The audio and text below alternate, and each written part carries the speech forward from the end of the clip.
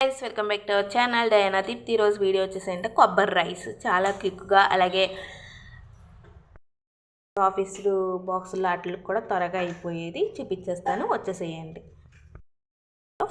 తగినంత మీకు కారం తగినంత మిర్చి వేసుకొని, తర్వాత అల్లం ముక్కలు చిన్న ముక్కలు కోసుకొని అందులో వేసేయడమే. తర్వాత కొబ్బరి ముక్కలు అయితే వేసేస్తున్నాను, నాకు ఒక్కదానికి కాబట్టి. సో ఇవి అయితే మిక్సీ వేసేద్దాం, వచ్చేసేయండి. అవసరం లేదు, నేను ఇప్పుడు చూపిస్తున్నాను కదా మీకు, అలాగా మిక్సీ పెట్టుకుంటే సరిపోతుంది. వెలిగించి పెట్టాను.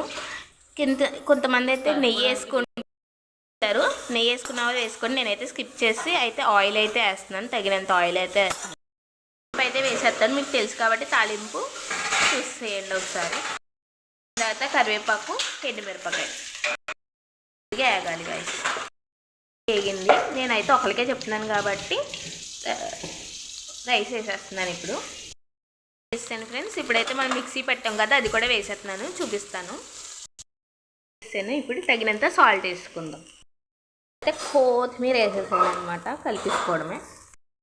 బాగుంది, వాసన అయితే మంచిగా వస్తుంది. దీనికైతే ఇప్పుడు మూత పెట్టేద్దాం. మూత అయితే పెట్టేసాను. ఇప్పుడు ఎలా ఉంది ఏంటో చూసేద్దాం.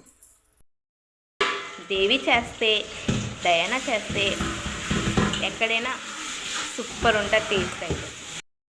ఫ్రెండ్స్ ఇంకా స్టవ్ కట్టేసుకోవడమే. వేడివేడిగా తింటే తిరుపతిలో ప్రసాదం ఎలా ఉంటుందో ఈ కొబ్బరి రైస్ డయానా చేస్తే అలా ఉంటుంది టేస్ట్ అయితే. అద్దరిపది తగ్గేదేలే. రైస్ ఇదన్నమాట. టేస్ట్ ఎలా ఉందో చూసి చెప్తాను.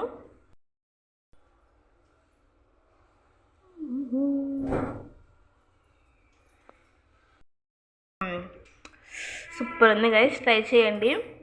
ఎలా ఉందో కింద కామెంట్ బాక్స్లో కామెంట్ చేసేయండి. Bye bye.